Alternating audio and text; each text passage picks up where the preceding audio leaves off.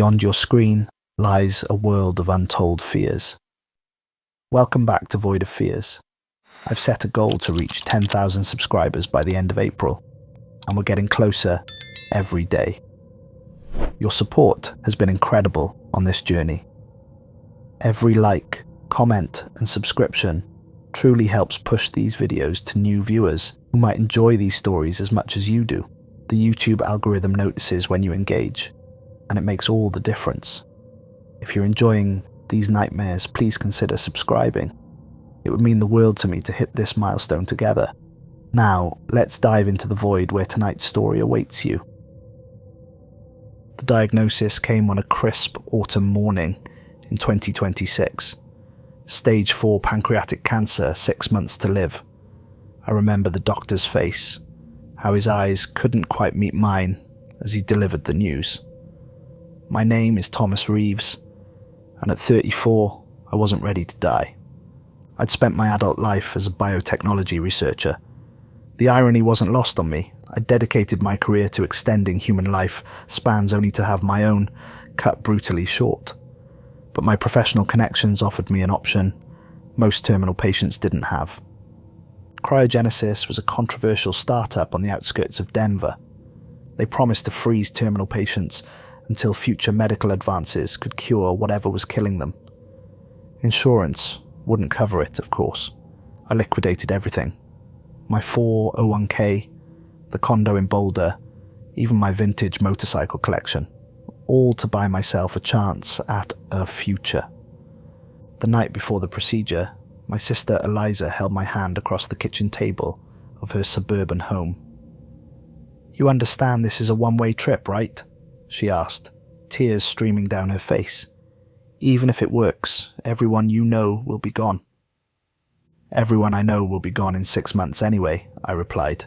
"At least this way, I might get to meet their great-grandchildren." The freezing chamber at cryogenesis looked nothing like I'd imagined. No glass tube, no visible frost. Instead, it resembled an MRI machine. Clinical, white, with soft blue lighting. Dr. Nadia Reynolds, the lead scientist, explained the process while her team prepared my body. "The nanotechnology we're injecting will protect your cells from crystallization damage," she explained as cold metal sensors were attached to my chest and temples. "When your core temperature reaches negative 196 degrees Celsius, all metabolic functions will cease. You won't dream, you won't age, time will simply stop." The last thing I remember was staring at the ceiling as a sweet-smelling gas filled my lungs. Dr. Reynolds squeezed my shoulder. "See you in the future, Mr. Reeves." Then darkness. The first sensation was pain. Deep, throbbing, all-encompassing pain. My lungs felt brittle, like they might shatter if I breathed too deeply. My eyelids were sealed shut with what felt like frost. I couldn't move, couldn't scream. Sound came next, a rhythmic beeping, mechanical whirring, the hiss of pressurized air. Then a voice, synthetic and gender-neutral. Revival sequence complete, cellular regeneration at 94% and stabilizing. Cognitive function detecting. My eyes finally opened to blinding light. I tried to shield them with my hand, but discovered my arms were restrained by soft bands. The ceiling above me was white composite material with embedded lighting strips, similar but somehow different from the cryogenesis facility. "Hello, Thomas Reeves," came the synthetic voice again. "Please remain calm as your neurological pathways reintegrate." "Where am I?" My voice emerged as a painful croak. "Where's Dr. Reynolds?" "Dr. Nadia. Reynolds is not present. I am Vin, your recovery assistant. You are in Restoration Pod 17 at the North American Cryogenic Repository." My restraints released with a soft click. I pushed myself to a sitting position, fighting waves of nausea and dizziness. The room was small, maybe 15 feet square, with smooth white walls and no visible doors. My body was covered in a thin, silver garment that clung to my skin. "What year is it?" I asked, dreading the answer. The current date is April 15th, 2187. You have been in suspended animation for 161 years. I felt my stomach drop. I'd known this was coming, had prepared for it mentally, but the reality hit harder than I'd expected. Everyone I'd ever known was dead. The world I knew was gone. Was my cancer cured? I asked. Affirmative. Molecular reconstruction protocols eliminated all malignant cells during your third decade of preservation. Your body has been maintained in stasis at optimal health parameters. A section of wall slid open, revealing a larger room beyond. On unsteady legs, I made my way through. This new space looked like a minimalist apartment. A sleeping area, a small kitchen space, and what appeared to be a bathroom behind a translucent panel. One wall was entirely a screen showing a forest scene with gentle rainfall. It looked so real, I could almost smell the petrichor. "Where is everyone?" I asked, noticing the silence, the doctors, the technicians. Vin's voice seemed to come from everywhere and nowhere. This facility has been operating on automated protocols for 43 years. The last human staff member departed during the Northwestern migration. That didn't sound good. Migration? What happened? The wall screen changed to display a map of North America with vast areas shaded in red. Following the environmental collapse of the 2050 and the subsequent resource wars, population centers shifted dramatically. This facility was designated a sovereign automated zone under the Chicago Accords. I sank onto a chair that emerged seamlessly from the floor. Why was I revived now? Emergency protocols initiated your revival sequence when facility power reserves reached critical levels. Solar collection arrays have been operating at 27% efficiency due to atmospheric conditions. You are the final patient to be revived. The final, I stood up again, heart racing. What happened to the others?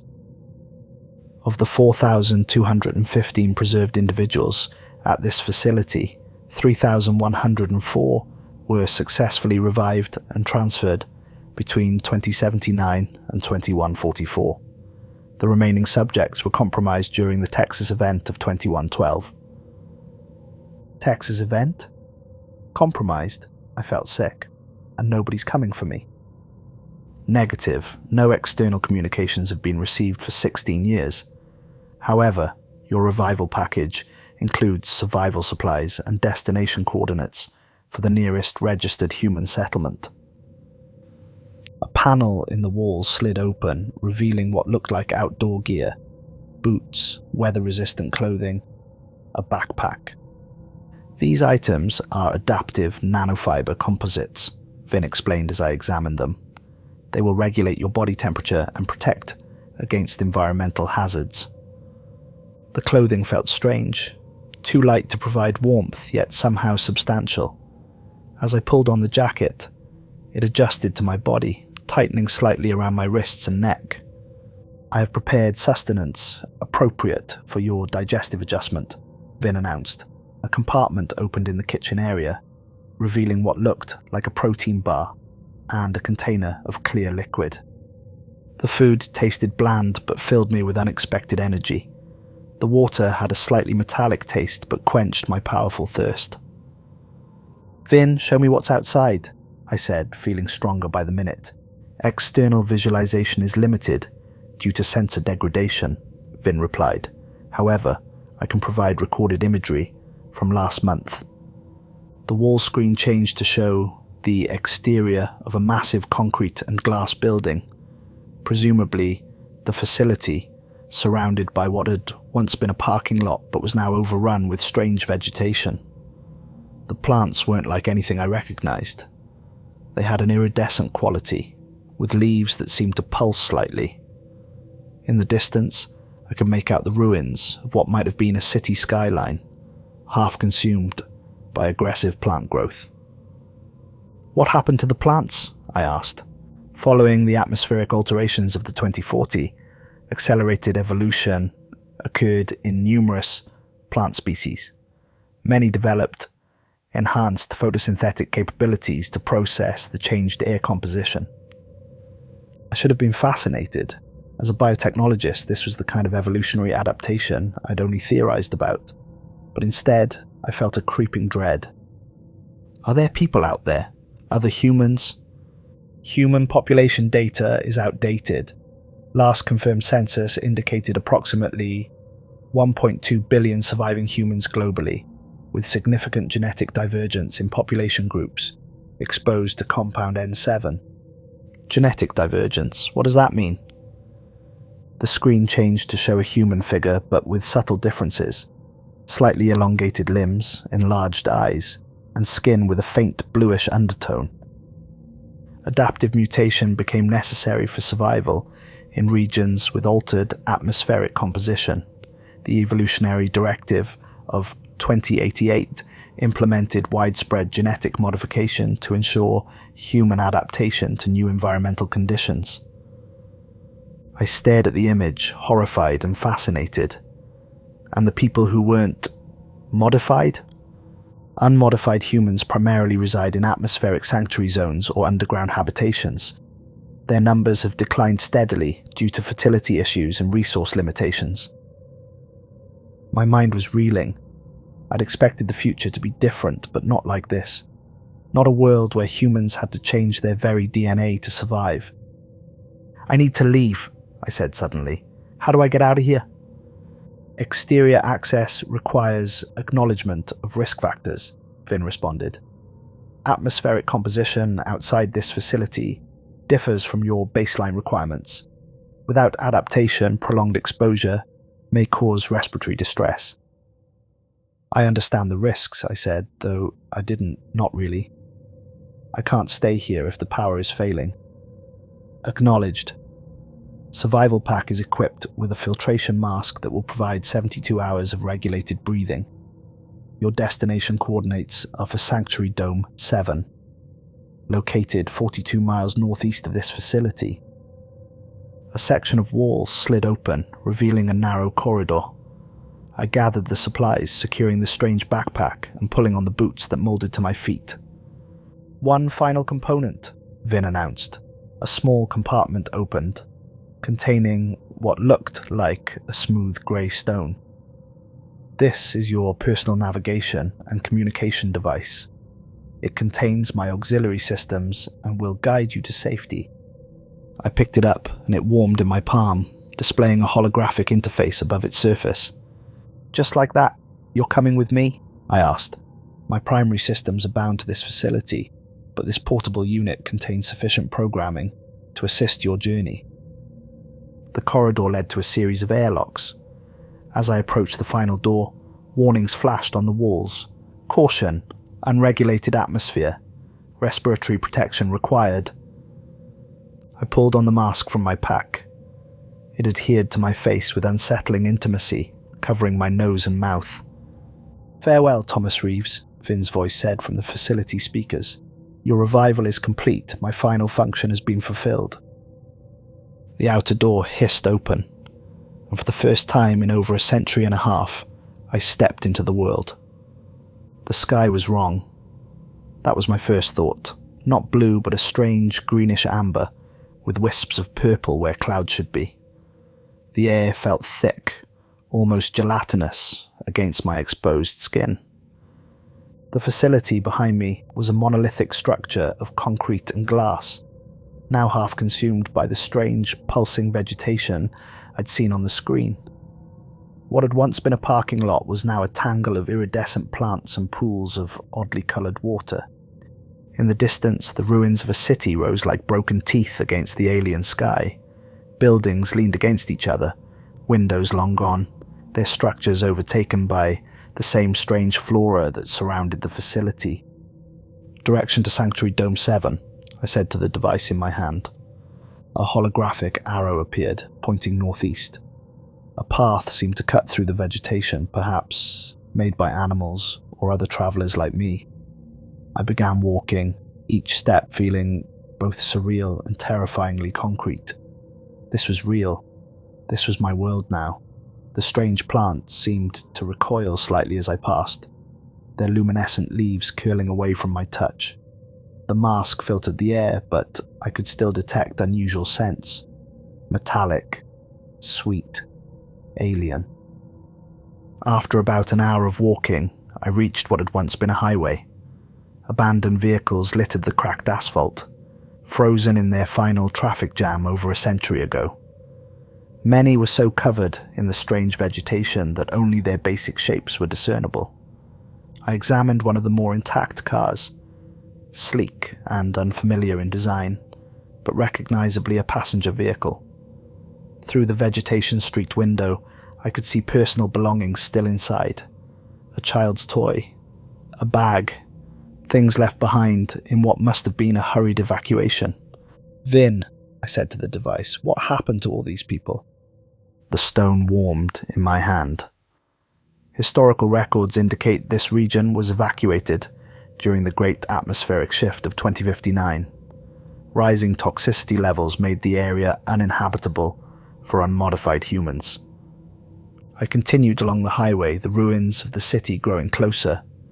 As the day progressed, the greenish light of the sky intensified, casting everything in an eerie glow. The shadows seemed to move strangely, not quite matching the movement of the hidden sun. A sound stopped me in my tracks, a rhythmic rustling from the dense vegetation to my right. I froze, suddenly aware of how exposed I was on the open highway. From between the luminescent fronds emerged a creature that made my blood run cold. It resembled a deer in basic shape, but its proportions were wrong. Legs too long, neck too flexible. Its skin wasn't fur, but a slick, almost translucent membrane that revealed shadowy organs beneath. Most disturbing were its eyes, huge, black, and unblinking. The creature regarded me for a long moment, head tilting at an impossible angle. Then, as suddenly as it had appeared, it melted back into the undergrowth. "What was that?" I whispered to the device. "Wildlife has undergone significant mutation due to environmental factors," Vin's voice replied, maddeningly calm. "This appears to be a descendant of Odocoleus virginianus, the white-tailed deer." I quickened my pace after that, eager to reach the city before dark, if dark still came in this altered world. The outskirts of the city were worse than I'd imagined. Buildings sagged into each other, their materials seemingly soft with decay. The strange plants grew everywhere, up walls, through windows, across streets. Some structures had been completely consumed, visible only as plant-covered mounds.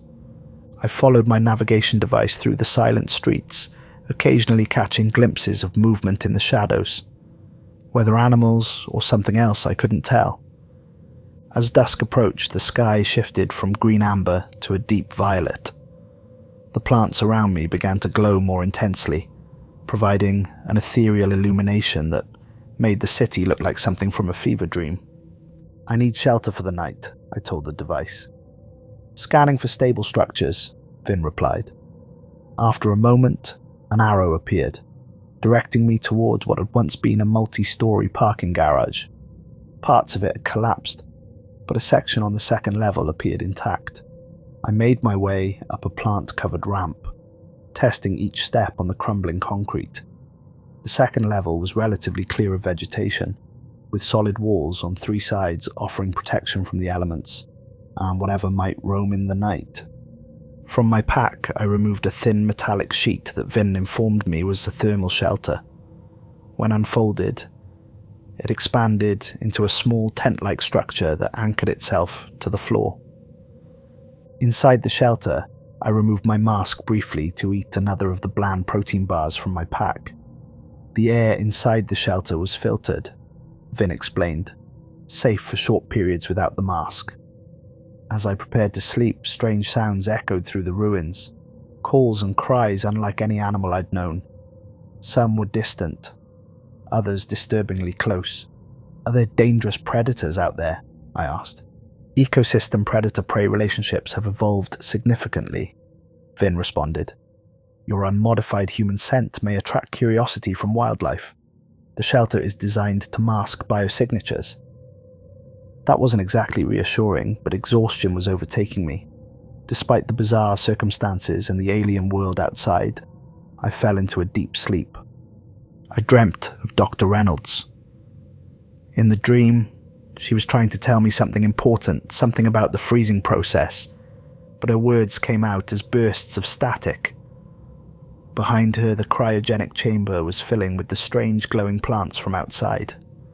A loud thump against the side of my shelter jolted me awake. Dawn light filtered through the translucent material, casting everything in that same greenish glow. Another thump, followed by what sounded like sniffing. I held my breath, lying perfectly still. Through the thin wall of the shelter, I could make out a silhouette, something large moving on all fours, but with proportions that seemed wrong for any animal I knew. After what felt like an eternity, the creature moved away. I waited another 20 minutes before cautiously exiting the shelter. The parking level was empty, but large, unusual footprints marked the dust near my shelter. They resembled those of a large canine, but with too many toes, splayed in an unnatural pattern. I packed quickly and continued my journey, mask firmly in place. According to the navigation device, I was still 30 miles from the sanctuary dome. The city became denser as I moved inward, the buildings taller, the streets narrower. Many were impassable, blocked by collapsed structures or overgrown with a strange vegetation. Twice I had to backtrack and find alternate routes when my path was blocked. Around midday, I entered what had once been a large public square.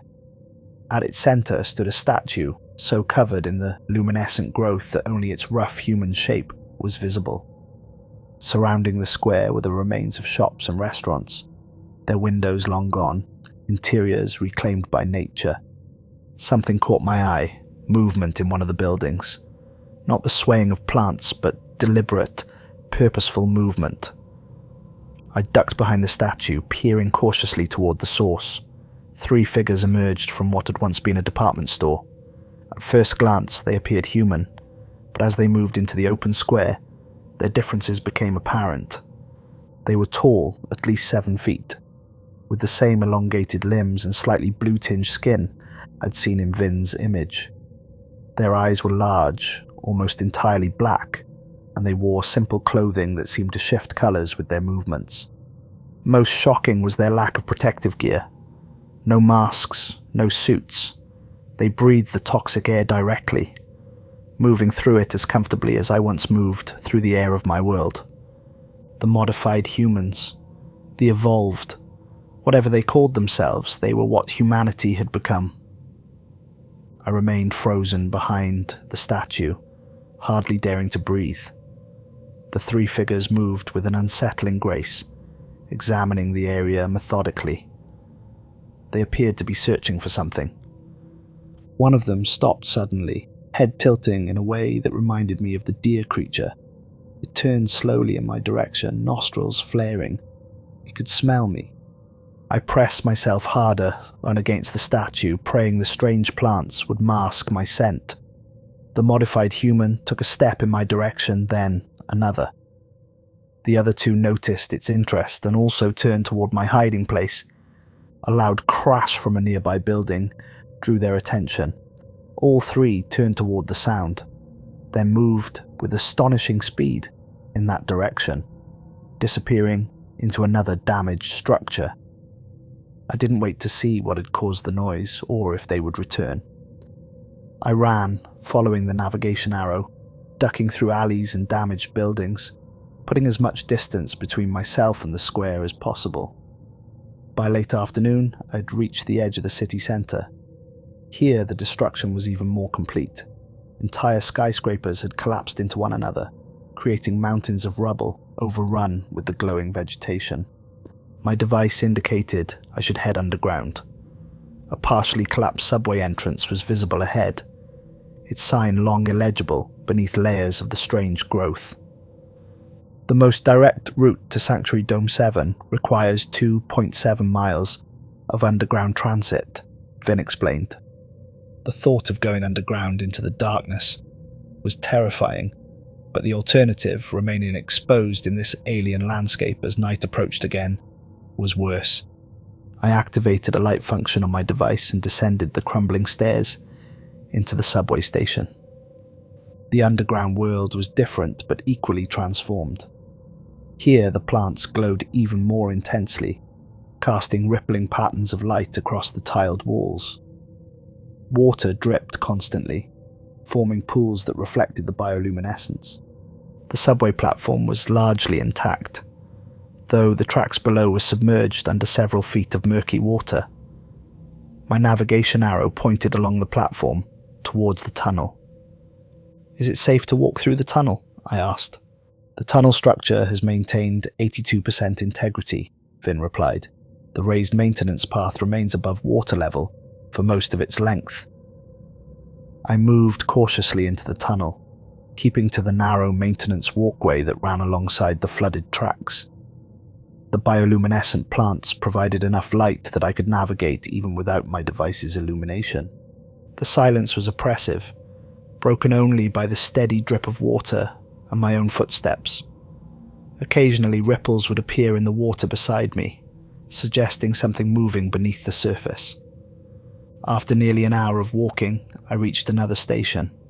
Here the ceiling had partially collapsed, allowing a shaft of the strange daylight to penetrate the gloom. My arrow directed me up to street level. Back above ground, I found myself in what appeared to be a residential area. The buildings were smaller, more spread out, and in slightly better condition than those downtown. As I walked, I began to notice something odd. Signs of recent human activity. Some areas had been cleared of vegetation. Certain buildings showed evidence of repairs, and then I saw it. A symbol painted on a wall.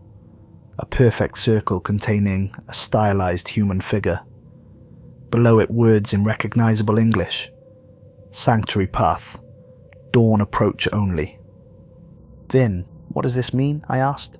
"This is a navigation marker used by unmodified human groups.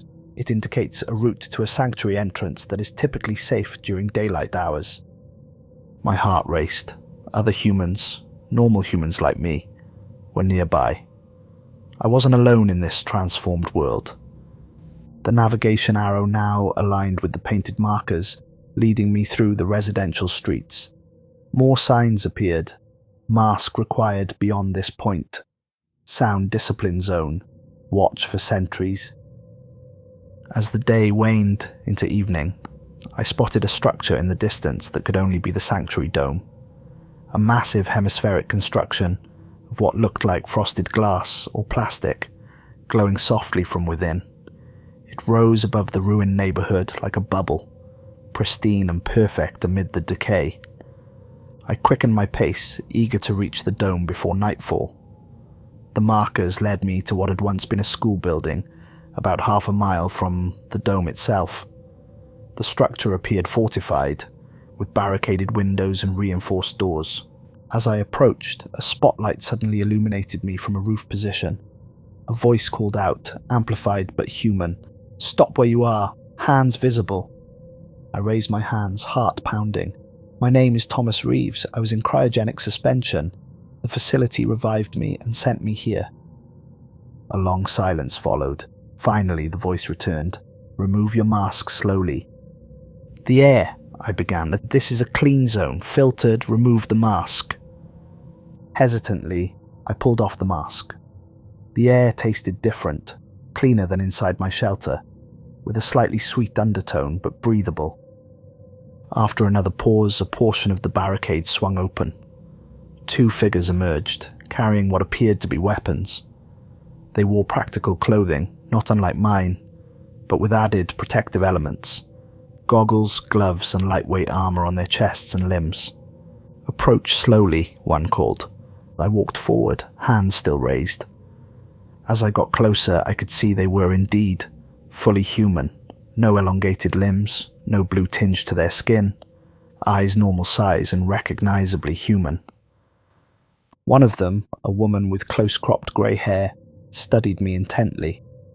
"When were you frozen?" she demanded. 2026, I replied. "I had cancer. The facility was called cryogenesis." Her eyes widened. An original, God's breath. She turned to her companion. Get Mira. The next few hours passed in a blur. I was brought inside the fortified school, examined by someone they called a purity doctor, and eventually taken to a room that had once been a classroom. Tables and chairs had been replaced with cots and storage containers. A few other people were there, all watching me with undisguised curiosity. Eventually a woman entered, who was clearly in charge. She was older, perhaps in her 60s, with stark white hair pulled back severely from a face lined with both age and hardship. "I'm Mira Levinson," she said without preamble. "I lead this outpost. They tell me you're from before the change." "Yes," I confirmed. "I was frozen in 2026 with terminal cancer. The facility revived me yesterday when their power began to fail." "Which facility?" "The North American Cryogenic Repository. It used to be Cryogenesis." She nodded slowly. "We knew of it, thought everyone there was long gone." She studied me with intense eyes. "Your timing is either miraculous or catastrophic, Mr. Reeves." "What do you mean?" Instead of answering, she asked, "What do you know about what happened to the world?" I explained what Vin had told me. The environmental collapse, the atmospheric changes, the genetic modifications. Myra listened without interrupting, then sighed heavily. "That's the sanitized version. The truth is darker." She sat across from me. "Humanity did this to itself, Mr. Reeves. The atmospheric changes weren't entirely natural. They were the result of geoengineering gone wrong. A desperate attempt to reverse climate damage that cascaded into something far worse." "And the genetic modifications?" "Those who held power, who had resources, changed themselves to survive in the world they'd broken. The rest of us, those who refused modification or couldn't afford it, were left to die in the toxic air or retreat to sanctuaries like this one." She gestured around us. "We're what's left of unmodified humanity. We live in filtered environments, venture out only with protection, and fight a constant battle for resources with those who chose to change." "How many of you are there?" "In this sanctuary? About 4,000, globally, perhaps a few million. Our numbers decrease every year." The weight of what she was saying sank in. Humanity had split into two separate species, those who had modified themselves to adapt to the ruined world, and those who had remained human. "And the modified people, what do they want?" Mira's expression darkened. "Initially, coexistence. Now many believe we're an evolutionary dead end, taking up resources that should be theirs. Others see us as genetic material to be harvested. Our unmodified DNA still contains traits they've lost." A chill ran through me.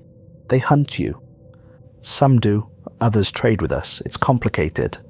They're not a monolith, but yes, they've raided sanctuaries, taken people."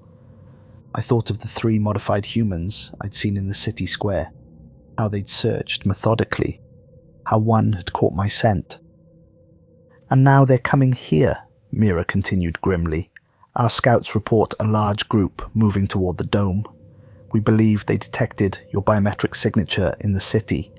You're valuable to them, Mr. Reeves, a pure genetic specimen from before any atmospheric contamination." "I led them here," I realized with horror. Mira nodded. "Unintentionally. But yes, and now we need to move everyone to the main sanctuary before they arrive." "The dome isn't the main sanctuary." "The dome is a way station. Our true sanctuary is deeper underground, better protected. We maintain these surface outposts for reconnaissance and resource gathering." She stood.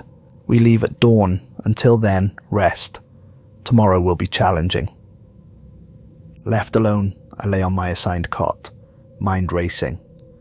In just 2 days, I'd awakened to an unrecognizable world, walked through a transformed cityscape, and discovered that humanity had split into separate evolutionary paths. And now I'd inadvertently led danger to the people who'd taken me in.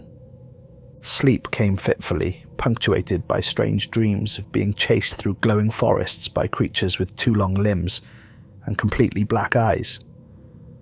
I awoke to commotion, people moving urgently, gathering supplies, speaking in hushed but tense voices. The grey-haired woman who'd first greeted me approached my cot. "Get up, they're coming sooner than we expected." I grabbed my few belongings and followed her to what had once been the school cafeteria. About 50 people were gathered, many armed with unusual weapons that seemed to emit faint energy fields. Children and elderly were clustered in the centre of the group. Mira stood on a table, addressing the crowd.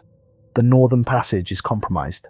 We'll take the maintenance tunnels to Junction B, then proceed to Central. Standard evacuation protocol. Combat teams at front and rear. Silence discipline in the tunnels." Her eyes found me. "Mr. Reeves, you'll stay with me." A section of the cafeteria floor retracted, revealing a steep staircase descending into darkness. People began moving down in an orderly fashion, helping the elderly and children. Suddenly, an alarm blared. One of the lookouts burst into the room. "They've breached the outer perimeter. At least 30. Moving fast." "Accelerate evacuation," Mira ordered calmly. "Combat teams, defensive positions." Half the armed individuals moved toward the exits while the rest hurried the civilians down the stairs. Mira grabbed my arm and pulled me toward the staircase. "What about the defenders?" I asked. "They'll hold as long as possible, then follow or take alternate routes. This isn't our first evacuation, Mr. Reeves." The tunnel below was surprisingly well constructed, concrete lined, with strip lighting and ventilation systems. We moved rapidly, the crowd maintaining discipline despite the obvious fear. Behind us, the sounds of conflict reached us even through the closed entrance. Strange energy discharges, shouts and unsettling, high-pitched sounds that weren't quite human. The tunnel branched repeatedly, Mira making decisions at each junction without hesitation. After perhaps 2 miles of walking, we reached a larger chamber with multiple exits. A small group of defenders waited there, looking tense. "Junction B secure," one reported. "No signs of pursuit yet." "They'll be tracking his biomarkers," Mira said, pointing at me. "We need to mask him before we reach Central." From her pack, she removed what looked like a thin silver blanket. "This disrupts biometric detection. Not perfect, but better than nothing." I wrapped it around myself, feeling no different. Another series of tunnels followed, these rougher, clearly older infrastructure repurposed. Pipes ran along walls, carrying water or other utilities. Occasionally we passed side chambers containing supplies or equipment. After another hour of walking, we reached an enormous set of blast doors. Armed guards stood watch, and complex scanning equipment monitored the tunnel. "Central Sanctuary," Mira explained as authentication procedures were undertaken. "Home to about 3,000 unmodified humans. Self-sufficient. Secure. Hidden." The massive doors swung open to reveal a breathtaking sight. Beyond was not another tunnel but an enormous underground cavern, and within it stood a city.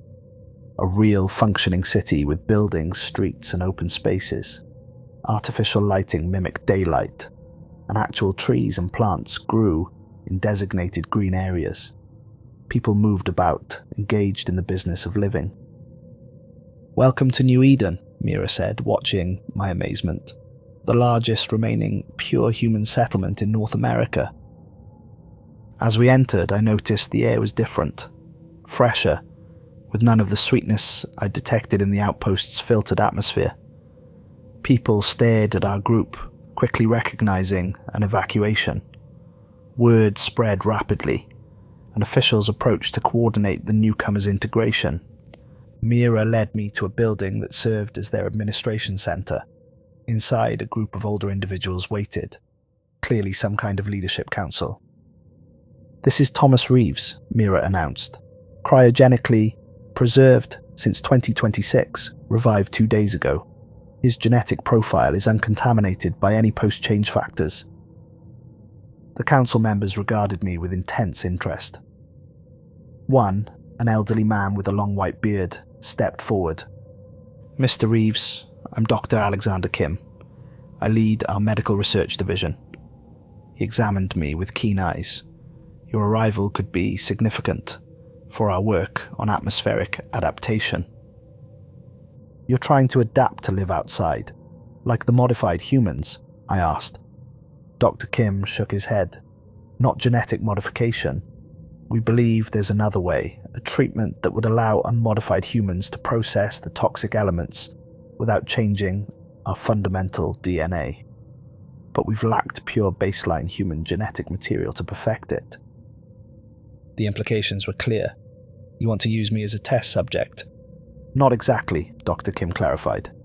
"We need genetic samples, yes, but more importantly, we need to understand how your unaltered physiology responds to controlled exposure.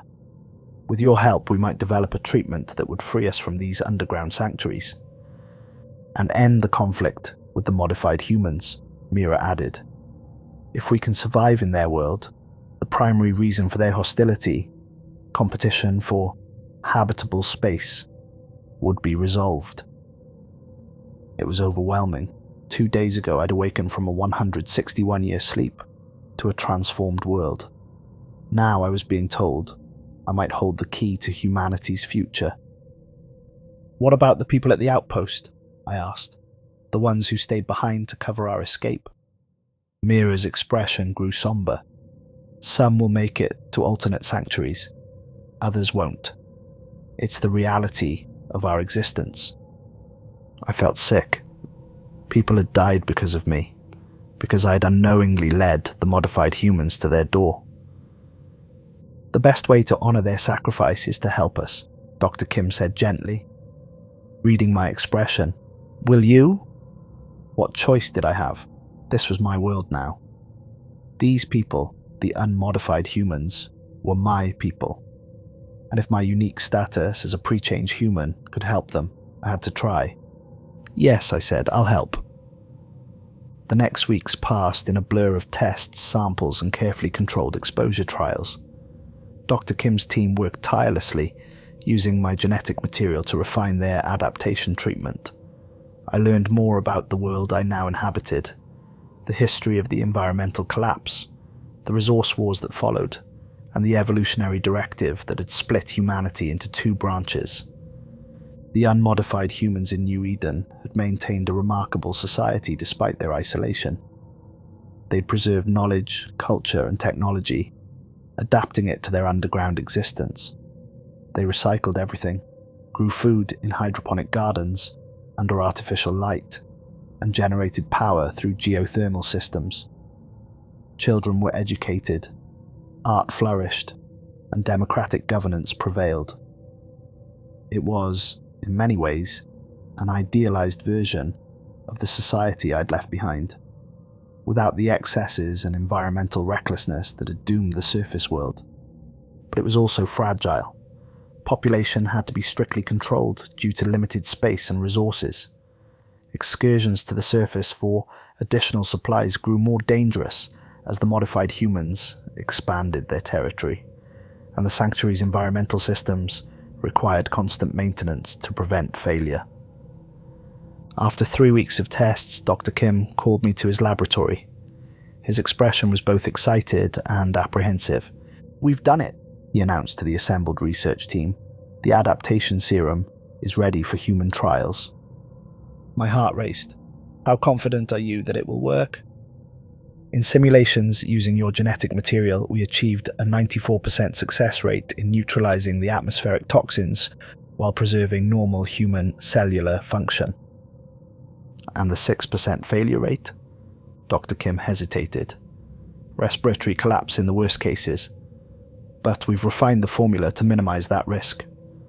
Mira, who had become something of a guardian to me during my time in New Eden, spoke up from where she stood by the door. "Who will be the first test subject?"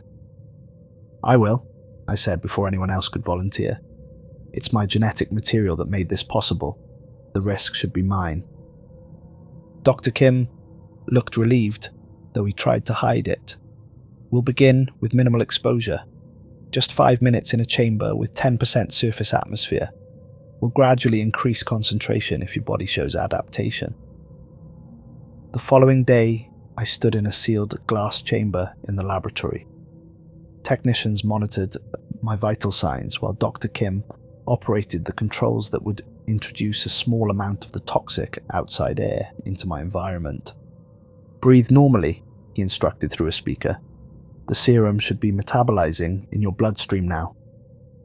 A faint hissing indicated the outside air entering the chamber. I detected that strange sweetness I'd noticed at the outpost, but stronger, with metallic undertones.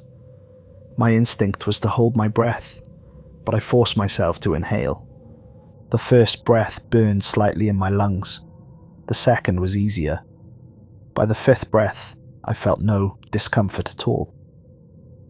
Remarkable, Dr. Kim murmured, watching his monitors. Your blood oxygen levels are stable, no signs of toxicity. The serum appears to be functioning as designed. Over the next week, they gradually increased my exposure until I could breathe undiluted surface air without protection. The feeling was strange. I could sense the air was different, dangerous, but my body processed it without harm. You're the first, Mira told me one evening, as we shared a meal in New Eden's community dining hall. The first unmodified human who can survive outside without protection. What happens now? I asked. The council is divided. Some want to mass-produce the serum immediately, begin adaptation treatments for everyone. Others are more cautious. They want longer-term studies on potential side effects. And what do you think? Mira's eyes reflected the conflict within her. I think we don't have the luxury of caution anymore. Last night, another outpost went dark. The modified are getting bolder, expanding faster. If we wait too long, there may be no unmodified humans left to save.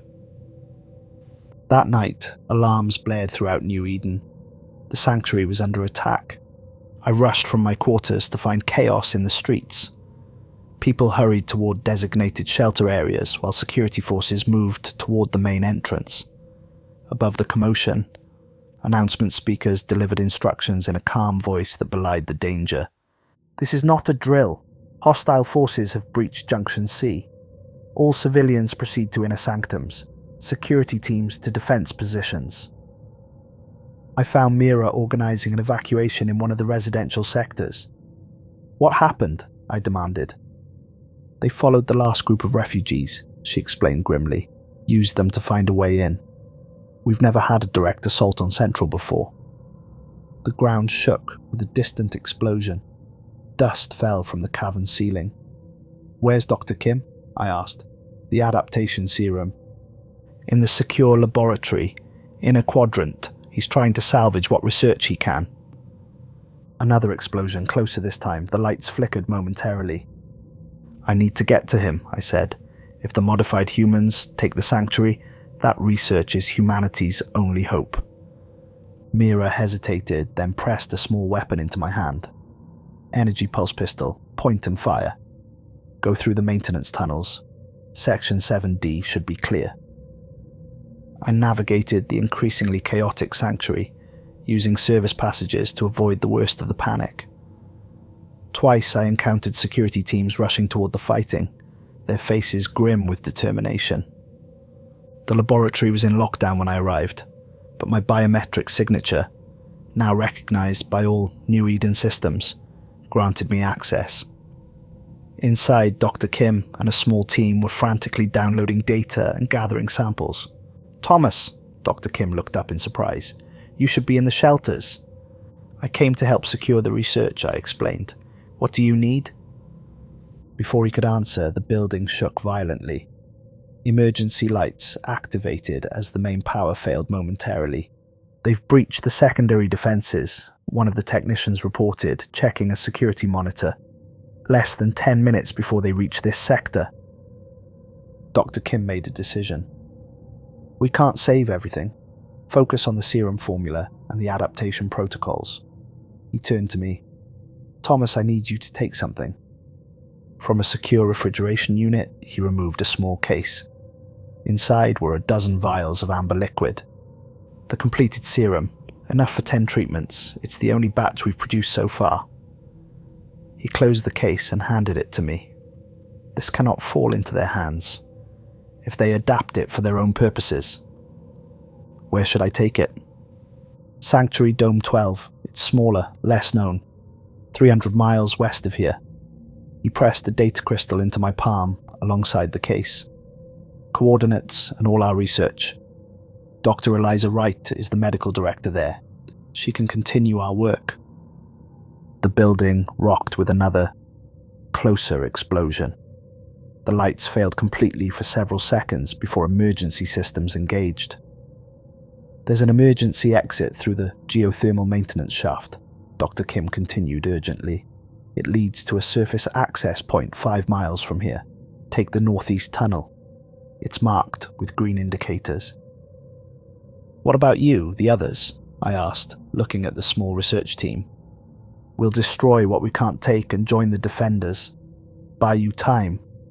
His eyes held mine. You've already died once, Thomas. The rest of us only get one life. Make yours count. For all of us. I wanted to argue, to find a way for everyone to escape. But another explosion, this one inside the sanctuary itself, made the decision for us. The modified humans had broken through.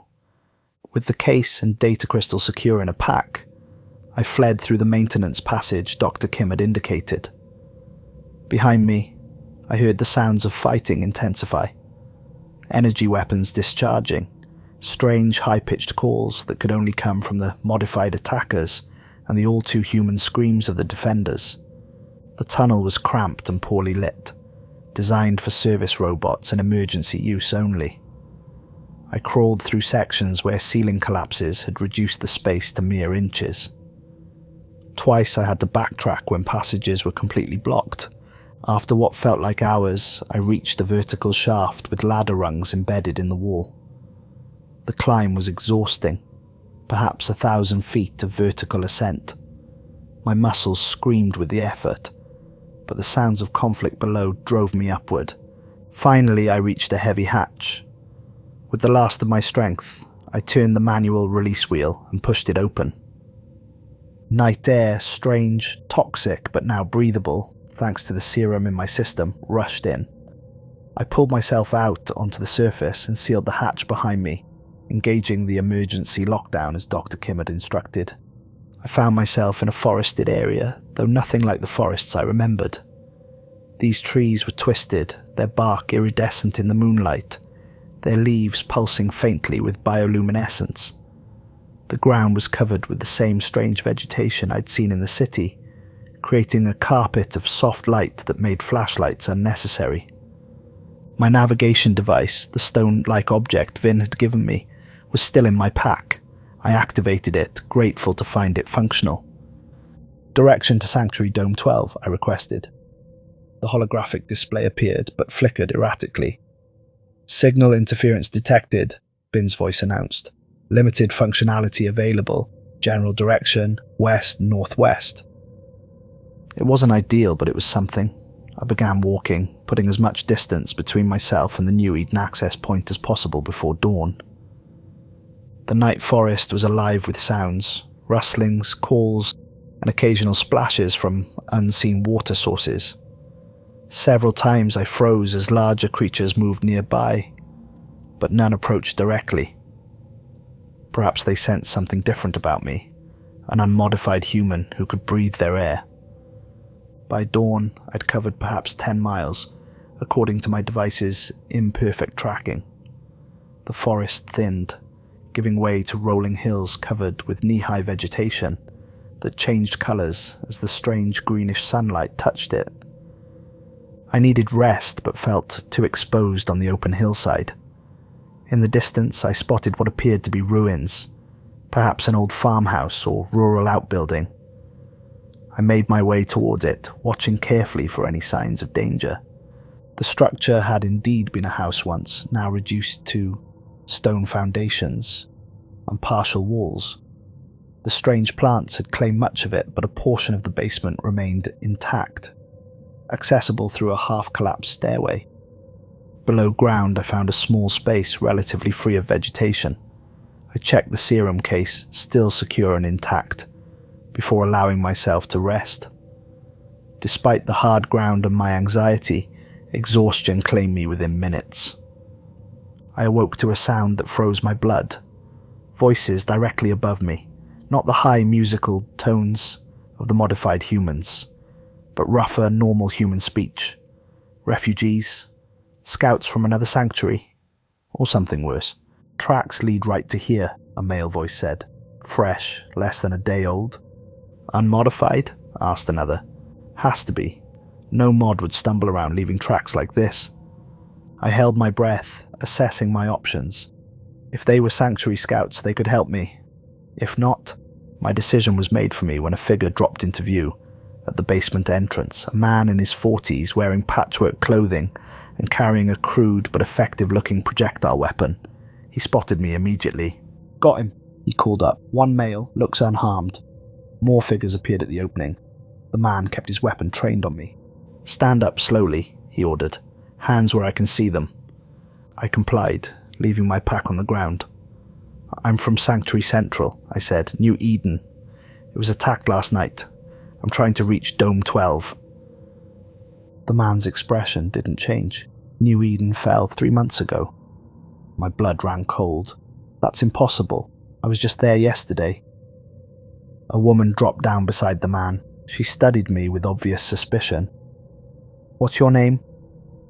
Thomas Reeves. I was cryogenically preserved, revived recently. Dr. Alexander Kim sent me to deliver research materials to Dome 12. The two exchanged glances. Check him, the woman said. The man approached cautiously, patting me down with one hand while keeping his weapon ready with the other. He removed the energy pistol Mira had given me. He's carrying mod tech, he reported, examining the weapon. I got it from Mira Levinson, the security chief at New Eden, I explained. Listen, I have critical research. A serum that allows unmodified humans to breathe the surface air without protection. I need to get it to Dr. Eliza Wright. At the mention of the serum, both of them reacted, a slight widening of eyes, a tensing of posture. Where is this serum? The woman asked, her voice carefully neutral. I hesitated. Something felt wrong. In my pack, along with data on how to produce it. The woman made a subtle hand gesture to someone above. We'll take you to our settlement. If your story checks out, we'll help you reach Dome 12. I had little choice but to agree. They secured my hands with rough rope bindings and led me up from the basement. Above, 3 more individuals waited, all dressed in the same patchwork style, all carrying weapons. Found anything else? The woman asked them. Just this. One held up the navigation device Vin had given me. Mod tech, but older model. Bring it. And his pack. The woman turned to me. It's a day's walk to our settlement. Try anything, and we won't hesitate to shoot. Understood? I nodded, wondering what I'd gotten myself into. These people clearly weren't from any sanctuary. They seemed more like scavengers or surface dwellers of some kind. But how were they breathing the toxic air without protection? The answer came as we set out. One of the men pulled out a crude inhaler and took a deep breath from it. The others did the same, passing around similar devices. Atmosphere filters, the woman explained, noticing my observation. Temporary protection, enough for surface excursions. As we walked, I tried to engage them in conversation, to learn more about who they were and the current situation. They remained largely silent, responding with grunts or one-word answers. We travelled through varied terrain, abandoned farmland, patches of the strange forest, and occasionally past ruins of small towns or isolated structures. Always they kept to cover when possible, moving with the caution of prey animals in dangerous territory. By late afternoon, we approached what had once been a small rural airport. The runway was cracked and overgrown, the control tower partially collapsed, but the largest hangar appeared intact. reinforced with scavenged materials. The freehold, the woman announced as we approached, one of the last independent surface settlements. Guards watched our approach from makeshift towers, and heavy doors swung open to admit our group. Inside was a community of perhaps 100 people, living in a space never designed for habitation. Partitions created living areas, while communal spaces served multiple functions. Children played in one corner, while adults worked at various tasks, repairing equipment, preparing food, sorting scavenged goods. All of them, I noticed, periodically used the same type of inhalers I'd seen during our journey. The woman, who had introduced herself as Kira during our walk, led me to what appeared to be their leader, an older man with a heavily scarred face, seated at a desk covered with maps and crude electronic devices. "Commander Rhodes," she said. "We found him near the old Miller place. Claims he's from New Eden, carrying research on an adaptation serum." Rhodes studied me with intensity. "New Eden fell to the mods 3 months ago. No survivors reported." "That's not possible," I insisted. "I was there yesterday." "There was an attack, yes, but I escaped through a maintenance tunnel." Rhodes and Kira exchanged glances. "Show me this serum," he demanded. Kira placed my pack on the desk. Rhodes opened it and carefully removed the case containing the precious vials. He examined them without opening the secure container, then set it aside and retrieved the data crystal. "This means nothing without a way to read it," he noted. "It contains the formula for the serum and the adaptation protocols," I explained. "It needs to reach Dr. Eliza Wright, Sanctuary Dome 12. Rhodes leaned back, his expression unreadable. "Dome 12 was overrun 2 weeks ago." My heart sank. "Then another sanctuary? The research is too important to lose." "And what exactly does this research do?" Rhodes asked, his tone skeptical. "It allows unmodified humans to breathe the surface air without protection, permanently. No inhalers, no masks, no domes. Complete adaptation without genetic modification." A murmur ran through those close enough to hear. Rhodes silenced them with a gesture. "If that were true, it would change everything," he said quietly. "But I've heard similar claims before.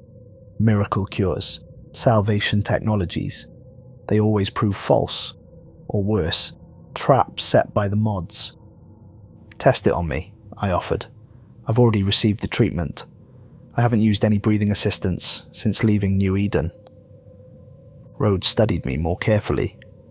"You've been breathing unfiltered air for a full day." "Yes, the serum works by altering the lungs' alveolar function to process." He cut me off with a raised hand. "Our doctor will examine you if you're telling the truth." He left the sentence unfinished, but the implication was clear. It would be revolutionary.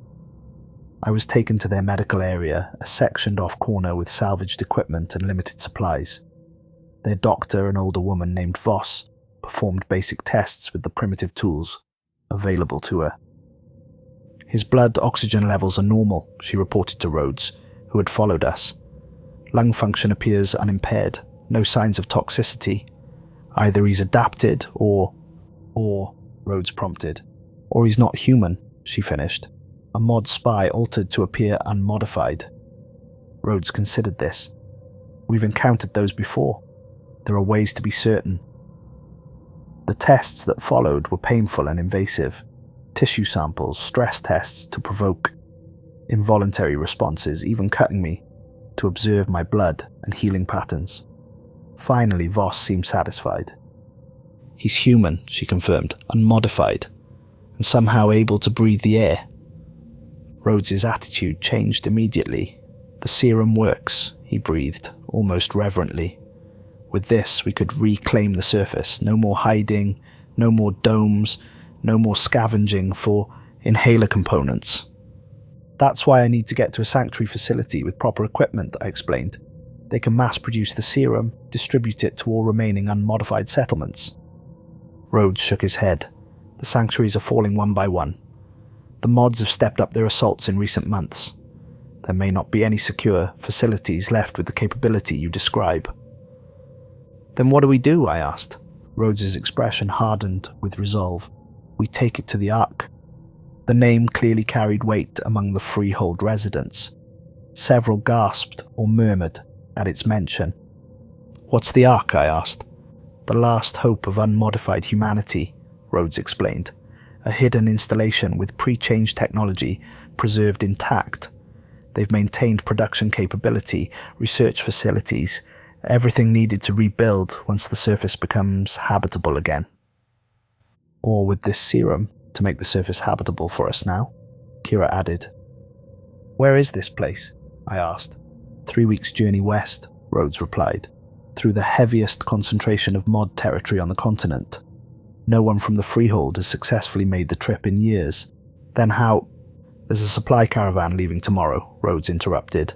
Mods and unmodified traders who work the neutral territories. They're headed in that direction.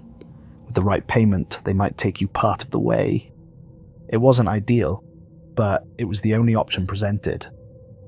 I agreed, and preparations began immediately. The serum case was secured in a hidden compartment in a backpack designed to look like ordinary trading goods.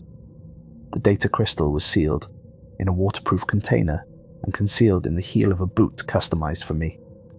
Trust no one, Rhodes instructed as dawn approached. The caravan master knows only that you're a refugee we're paying to transport. The fewer who know about the serum, the safer you'll be. The caravan assembled outside the freehold's gates, a motley collection of vehicles powered by various makeshift energy sources. Some were recognizable as modified pre-change designs, others cobbled together from scavenged parts. Armed guards, both unmodified humans with breathing apparatus and the taller, blue-tinged modified humans, kept watch over the proceedings. Rhodes introduced me to the caravan master, a modified human named Lysander, whose elongated limbs and enlarged eyes marked his adaptation, but whose manner was businesslike and neutral. He has trading value, Rhodes told Lysander, referring to me in the third person as though I were merchandise. Intact pre-change knowledge of agricultural techniques. The Ark will pay well for him. Lysander's entirely black eyes studied me dispassionately. Half payment now, half on confirmation of delivery to Western Junction, he said, his voice carrying the musical quality I'd noticed in other modified humans. Rhodes handed over a small pouch that clinked with what sounded like metal currency. Agreed. And just like that, I was traded into the caravan, allocated space in a covered transport vehicle, alongside crates of scavenged technology and barrels of unidentifiable materials. My fellow passengers were a mix of traders, most avoiding eye contact or conversation. As the caravan pulled away from the freehold, I wondered if I'd made a terrible mistake. The serum and data were the only hope for unmodified humanity, and I'd entrusted them and myself to a group that included the very modified humans who had attacked New Eden. But what choice did I have? The world had changed in ways I was only beginning to understand. Old divisions of friend and enemy no longer applied. All I could do was adapt, ironically, something I was now physically capable of doing, and find a way to complete the mission Dr. Kim had entrusted to me. For 3 days, the caravan travelled steadily westward, through territories that showed varying degrees of reclamation by the strange native vegetation. We passed abandoned cities, their skyscrapers wrapped in bioluminescent growth that glowed eerily at night. Occasionally we detoured around areas the scouts deemed unstable. Whether from structural collapse or more dangerous threats, I wasn't told. I kept to myself, observing the interaction between modified and unmodified humans. There was a grudging cooperation between them, but clear segregation during rest periods. The unmodified humans gathered in their own section of the camp, using communal air filtration systems in enclosed tents. The modified moved freely in the toxic atmosphere, their adapted physiologies requiring no protection. On the 4th day, everything changed. We were passing through what had once been a suburban area when the caravan suddenly halted. Shouts came from the lead vehicles, followed by the unmistakable sounds of energy weapons discharging. "Raid!" someone yelled. "Feral mods!" The traders and guards scrambled for weapons and defensive positions. My vehicle's driver abandoned the controls, grabbing a rifle from beneath his seat. "Stay down," he ordered me, before jumping out to join the defense. Through a gap in the vehicle's covering, I saw them. Modified humans, but different from the ones in the Caravan. These moved on all fours at times, their adaptations more extreme, their bodies showing signs of further mutation. Their skin wasn't just tinged blue, but mottled with patches of what looked like the same bioluminescent material as the vegetation. The Caravan's defenses were well organized, but quickly overwhelmed by the ferals' numbers and ferocity. They swarmed vehicles, dragged out screaming traders, and tore through cargo with single-minded determination. I had to escape. Grabbing my pack with the concealed serum, I slipped out the rear of the vehicle and darted toward a nearby structure, the shell of what had once been a strip mall. Behind me, the battle raged, but the ferals seemed focused on the Caravan itself, giving me a chance to slip away unnoticed. Inside the ruined building, I pressed myself against a wall, heart pounding. The sounds of conflict continued for perhaps 20 minutes before gradually subsiding. I risked a glance outside. The Caravan was destroyed. Vehicles burned, bodies lay scattered, and cargo was strewn across the road.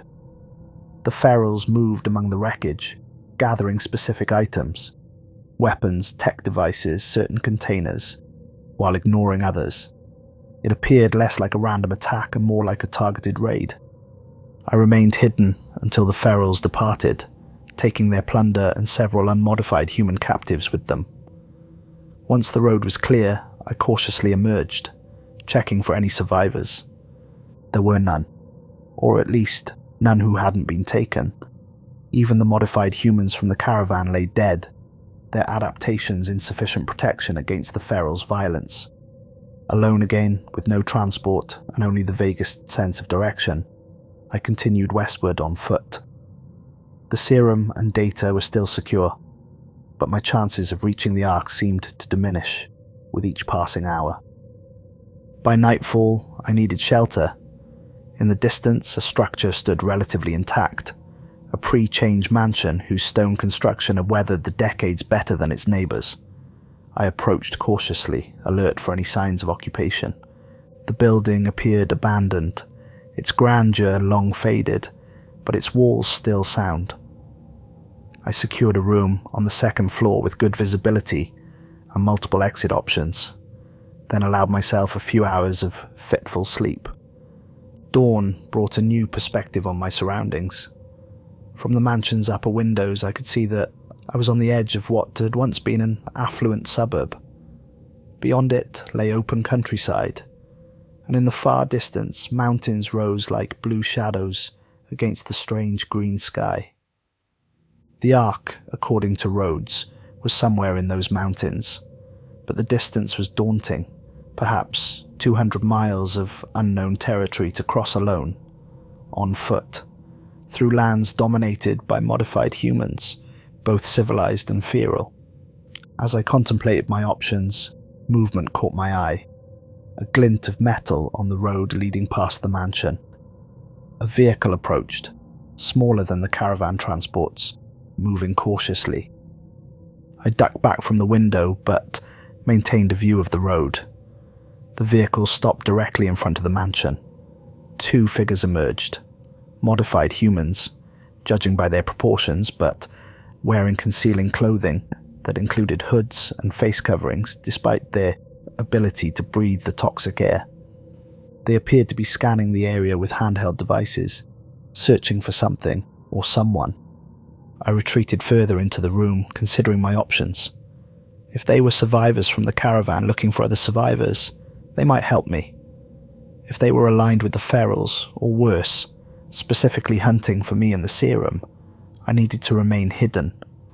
The decision was made for me when I heard the mansion's front door open below. They were coming in. I gathered my pack and moved silently toward the room's second exit, a doorway leading to a connected bedroom, which in turn opened onto a household staff staircase I'd noted during my exploration. If I could descend without being heard, a back door offered escape. I was halfway down the narrow service stairs when a board creaked loudly beneath my foot. The sound echoed in the empty house. I froze, listening. The searchers' movements immediately changed direction, heading toward the staircase. They'd heard me.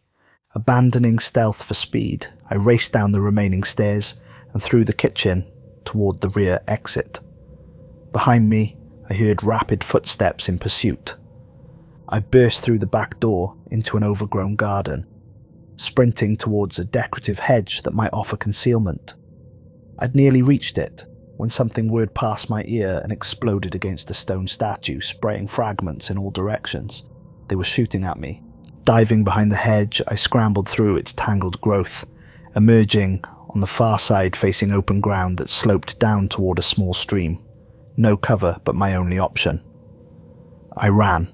Another projectile exploded to my left, then another to my right. They weren't trying to hit me directly, I realized. They were herding me towards the stream. I changed direction, angling away from the water and toward a cluster of twisted trees at the property's boundary. More shots, closer now. I zigzagged, making myself a harder target. As I reached the trees, something struck me from behind. Not a weapon, but a person. One of my pursuers had closed the distance with inhuman speed and tackled me to the ground. We rolled, grappling for advantage. Up close, I could see beneath my attacker's hood the enlarged black eyes of a modified human, but with a facial structure that seemed almost familiar. The recognition must have shown on my face because the modified hesitated for a crucial moment. I took advantage of the pause to break free, scrambling away and raising my hands defensively. "Who are you? What do you want?" The second pursuer arrived, weapon trained on me. The first pulled back their hood completely, revealing features that sent a shock of recognition through me, despite the obvious modifications. "Hello, Thomas," said a voice I hadn't heard in over 160 years. "It's been a long time." "Eliza," I whispered, disbelieving. "Eliza Reeves?" My sister, or what my sister had become, stood before me, her body elongated, her skin tinged blue, her eyes transformed into the black orbs of the modified. But her face, though subtly altered, still held elements of the woman who had held my hand the night before I was frozen. "How is this possible?" I asked, my mind reeling. "You'd be over 200 years old?" She smiled, revealing teeth that were a little too perfect, a little too white. "Genetic modification does more than just allow us to breathe the air, Thomas. Properly done, it extends life significantly." The second figure lowered their weapon and removed their hood as well. An older man with the same modifications, his face unknown to me. "This is Julian, my husband," Eliza explained. "We've been looking for you since we received word of your revival." "How did you know?" I demanded. "How did you find me?" "We have sources in most surviving enclaves of the unmodified," Julian explained, his voice carrying that same musical quality I'd noted in other modified humans. When reports came of a pre-change human revived from cryogenic suspension, Eliza knew it had to be you. "We've been tracking you since you left the cryo facility," Eliza added. "Lost you briefly during the sanctuary attack, picked up your trail again with the surface dwellers. We were too late to prevent the Caravan tragedy." My head spun with questions. "You're one of them. You changed yourself." Eliza's expression softened. "I lived 40 more years after you were frozen, Thomas. I watched the world begin to die. When the evolutionary directive was implemented, it was adapt or perish. I chose to adapt, for my children and their children, and in the hope that someday you would return." "The unmodified think you're monsters," I said, "hunting them, raiding their sanctuaries." "Some of us are," Julian acknowledged. "The ferals who attacked your caravan represent one extreme, those who have embraced further mutation, who see unmodified humans as evolutionary competitors to be eliminated, but most of us seek balance. We've been trying to prevent conflict, not cause it, Eliza insisted. The sanctuary attacks, we were trying to evacuate the unmodified before the ferals found them. Sometimes we succeeded. Often we were too late or misunderstood. I didn't know what to believe. My own sister transformed into what I had been taught to fear. Yet she was still Eliza, in her expressions, in the way she tilted her head when explaining something. Mannerisms that had survived even as her body changed. "Why are you here now?" I asked. "What do you want from me?" "We know about the serum," Julian said bluntly. "The adaptation treatment, created from your genetic material." I tensed, ready to run again despite the futility. "How?" "We have been watching Dr. Kim's research for years," Eliza explained. "His approach was promising but flawed. With your uncontaminated genetic material, he finally succeeded. That serum represents hope, Thomas, not just for the unmodified, but for all of us." "I don't understand," I said. "You're already adapted." Julian shook his head. "Our adaptation came at a cost.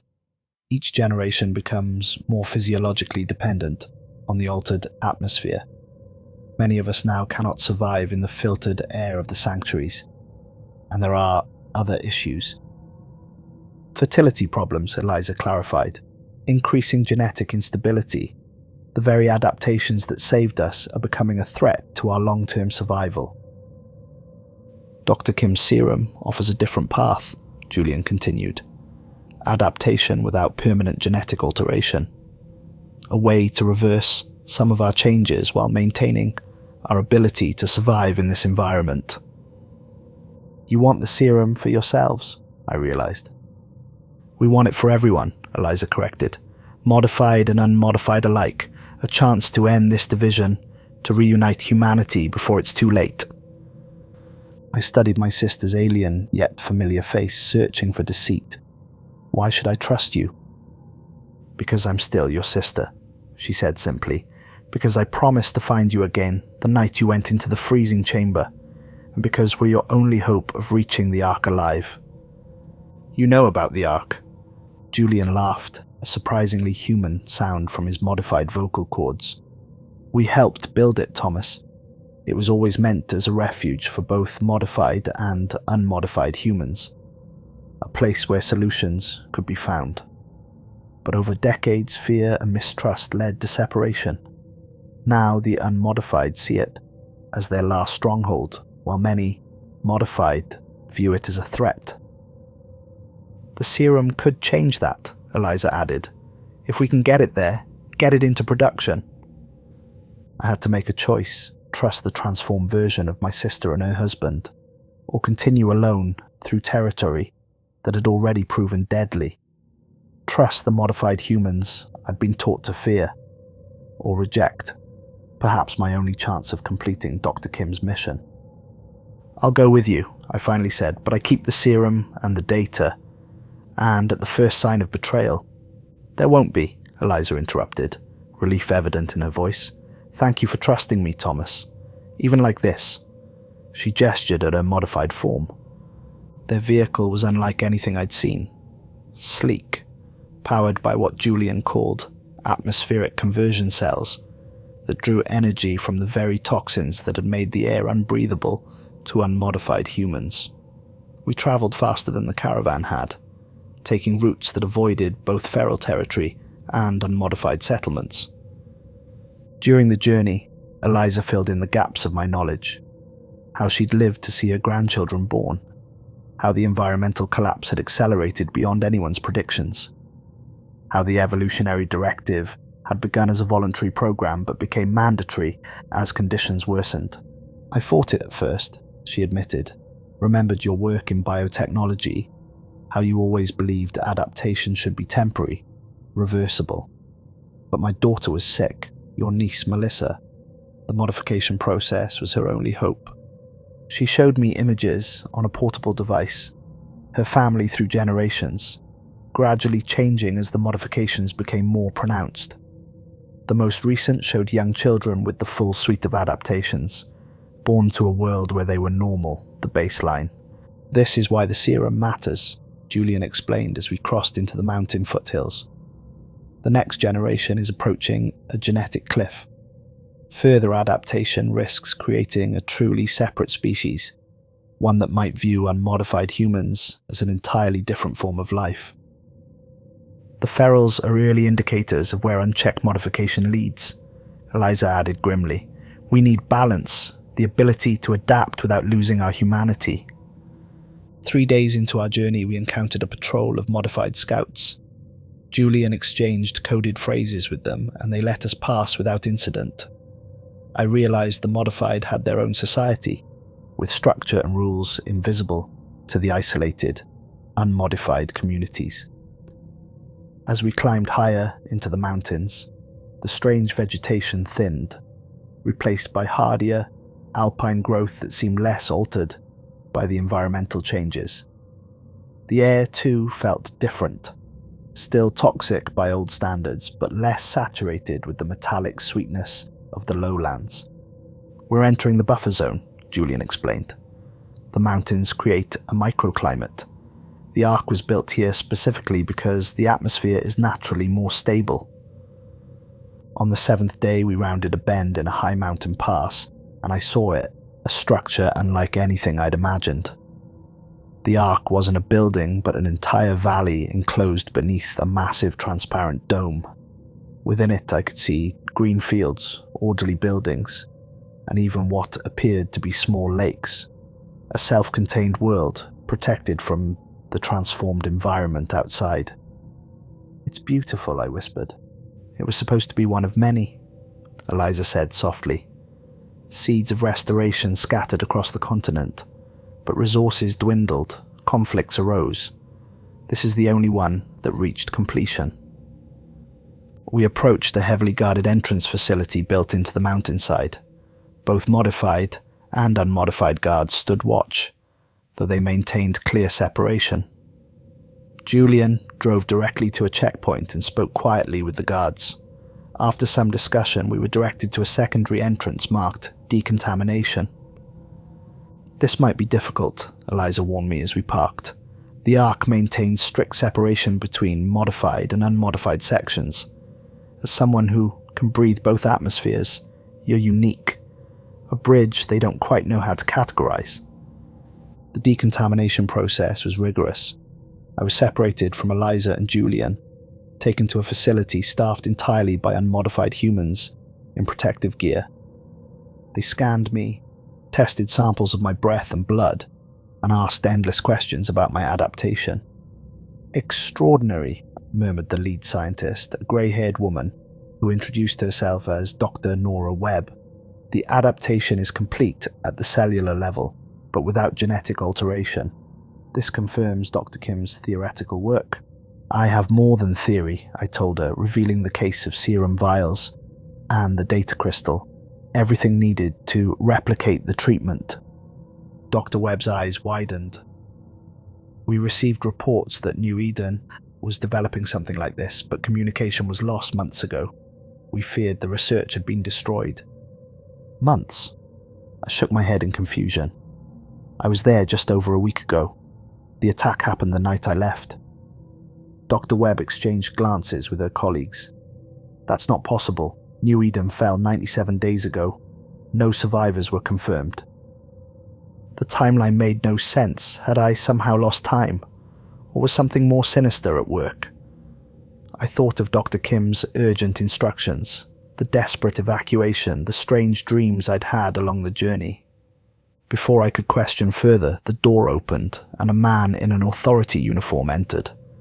His bearing suggested military background, his expression grim determination. I'm Director Harlow, he announced without preamble. I oversee security for the unmodified sections of the Ark. You've brought us something of great value, Mr. Reeves. The adaptation serum, I confirmed. It works. I'm living proof. Yes, he said, studying me with cold eyes. Our scientists have confirmed your unique physiological state. The question now is what to do with this breakthrough. Something in his tone made me uneasy.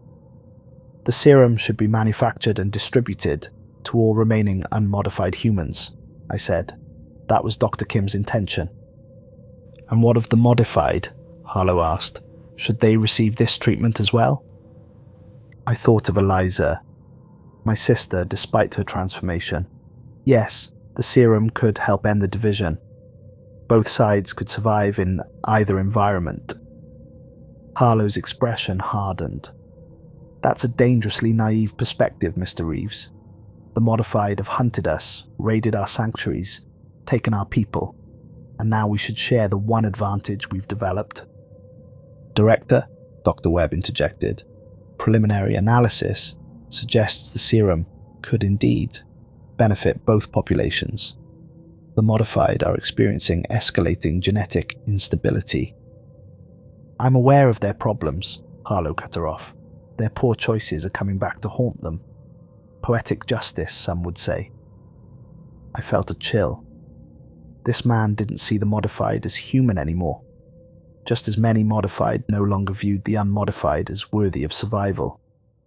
The very division that had driven humanity to the brink of extinction was being perpetuated here, in what should have been a place of hope. Where are the people who brought me here? I asked. My sister and her husband. They've been directed to the modified sector, Harlow replied dismissively, where they belong. I want to see them. That won't be possible during the quarantine period. Standard protocol. I was escorted to quarters in the unmodified sector, comfortable but clearly designed for observation.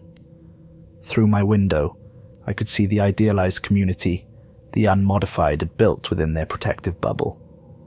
Children played in parks, people tended gardens.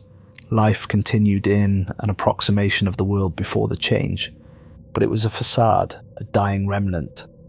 Without integration with the wider world, without reconciliation with the modified, they were simply prolonging the inevitable. For 3 days I was interviewed, examined, and debriefed. Scientists pored over the data crystal's contents while security personnel questioned me about everything from the sanctuary attack to the Caravan raid. The serum vials were taken to a laboratory where I was assured production scaling was being explored. On the 4th day, Dr. Webb visited me alone. She checked for surveillance devices before speaking in a low voice. They're not planning to share the serum, she revealed. Harlow and the Security Council see it as a strategic advantage, a way to reclaim territory from the modified without risking genetic corruption. That's insane, I protested. The serum isn't a weapon. It's meant to heal the division. I know, she agreed. Many of us in the scientific division feel the same. That's why I'm helping you leave.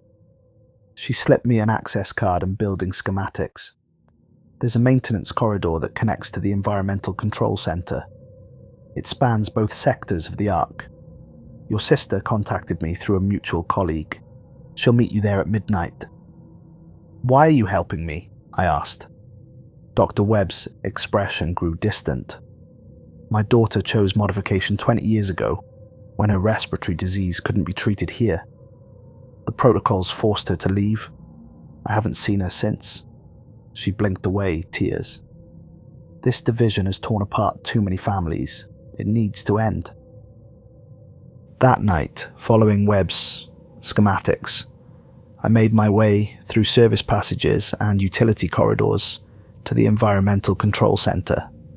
The massive facility regulated atmosphere, temperature and weather patterns within the dome. Few staff were present during the night shift, making it easier to avoid detection. I found the maintenance tunnel Webb had indicated, a long, narrow passage lined with pipes and conduits. Halfway through, a figure waited in the shadows. Not Eliza, but Julian. Where's my sister? I demanded. Detained, he replied grimly. They became suspicious when she kept asking about you. I barely made it here myself. We need to get her out. Julian shook his head. It's too late for that, but not too late for the serum. He produced a small device from his pocket.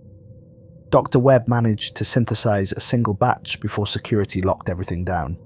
The formula and production protocols are in here. What good is one batch? The modified sector has production facilities too. With this template, we can create more, enough for everyone, modified and unmodified alike. I hesitated, suspicion flaring. Why should I trust you without Eliza here? Julian's modified features displayed very human pain, because she trusted me with her brother's life, because our daughter, your great niece, is among those most affected by the genetic instability, because despite everything I still believe humanity is worth saving, all of humanity. I took the device. What's the plan? We need to reach the central dome controls. From there we can temporarily equalize the atmospheres between sectors, just long enough for people to see that with the serum, both sides can exist in either environment. That's going to cause panic, I warned. Yes, he acknowledged, but also opportunity. The first step toward the reconciliation has to be shocking enough to disrupt generations of fear and hatred. We made our way deeper into the facility, using Julian's knowledge of the systems and my access card to bypass security. The central control room was minimally staffed, just 2 technicians who Julian quickly incapacitated with a non-lethal stun device. How long will they be out? I asked. 20 minutes, enough time. Julian began working at the control console, his modified fingers moving within human speed across the interface. Warning indicators flashed as he overrode safety protocols and initiated atmosphere equalization procedures. 5 minutes until the sectors begin cross-ventilation, he announced. We should administer the serum to ourselves now, prove the concept when they come to stop us. He divided the precious liquid, offering me half. I hesitated. I've already been treated, I reminded him. This is different, Julian explained. This batch was synthesized with both modified and unmodified genetic markers. It will fully stabilize your adaptation and prevent regression. I accepted the vial and drank the contents simultaneously with Julian. The effect was subtle but definite, a warming sensation throughout my body. A momentary difficulty breathing followed by greater clarity than I'd experienced since awakening in this transformed world. Alarms began blaring throughout the facility. On monitoring screens, we could see confusion in both sectors as environmental alerts activated. In the unmodified areas, people rushed for breathing apparatus. In the modified zones, residents moved towards specialized chambers designed for atmosphere emergencies. It's working, Julian said with satisfaction. The barrier is coming down. Security teams from both sectors converged on the control center. We made no attempt to flee or resist. That wasn't the point. As the doors burst open and armed personnel from both sides entered, weapons trained on us. Julian and I stood calmly breathing the mixed atmosphere. What have you done? Demanded Harlow, wearing an emergency mask as he pushed through the security team. Demonstrated the future, I answered simply. Look at us, modified and unmodified, both breathing the same air. Impossible, gasped a modified official who had entered from the other door. The toxicity levels are irrelevant with the adaptation serum, Julian explained. A treatment that works for both sides, requiring no permanent genetic change, yet conferring full adaptation capability. Shut down the atmospheric exchange immediately, Harlow ordered the technicians who had rushed in behind him. Wait, countermanded the modified official. Let them explain. Over the next hour, as emergency measures stabilized conditions throughout the Ark, Julian and I presented our case to the gathered leadership of both sectors. The data was indisputable, the serum worked, was reproducible, and offered a solution that benefited everyone. Where is the original sample? Demanded Harlow, still resistant despite the evidence. Being replicated in both sectors' laboratories as we speak, I informed him. Dr. Webb and her counterparts in the modified sector received the formula before we came here. It was a calculated risk, revealing that we had allies in both administrations. But it worked. Faced with a fait accompli and clear evidence that the serum functioned as claimed, the leadership had little choice but to adapt. Ironically, the very thing humanity had been struggling with since the environmental collapse. Eliza was released from detention. The atmosphere between sectors remained equalized as controlled distribution of the serum began. There was resistance, of course, hardliners on both sides who preferred separation to reconciliation. But as more people experienced the freedom of moving between environments without fear, the barriers, physical and psychological, began to crumble. 3 months later, I stood with Eliza at the edge of the Ark's dome, looking out at the transformed world beyond. The strange vegetation glowed with its usual bioluminescence in the dusk light, the alien sky shifting from green to deep purple. "It's still beautiful in its way," Eliza observed. "Different, but beautiful." "Yes," I agreed. "Just like humanity." The following week, the first joint expedition left the Ark. Modified and unmodified humans, all treated with the serum, venturing out to establish contact with other surviving enclaves and spread the adaptation treatment. I joined them, partly out of scientific curiosity, partly because after 161 years frozen and months of struggle, I was finally ready to explore this new world properly. The message we carried was simple. Humanity had adapted, divided, and nearly destroyed itself. Now it had a chance to adapt again, not by changing our genetics or hiding away, but by embracing both what we had been and what we had become.